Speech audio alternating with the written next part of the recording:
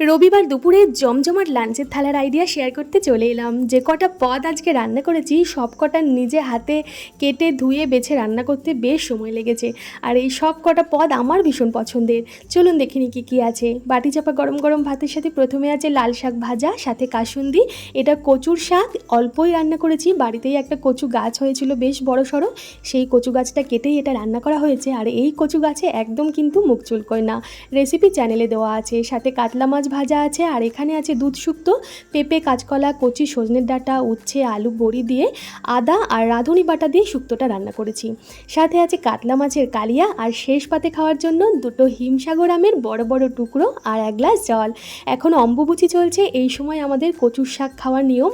আর আমরা যারা এওস্ত্রী আছি এই সময় মনে করে করে মাছ খাই, তাই আজকে মাংস না রেখে মাছই করেছি। আপনাদের কেমন লাগলো লাঞ্চের থালার আইডিয়া জানাবেন ছোট্ট একটা কমেন্ট করে। ধন্যবাদ।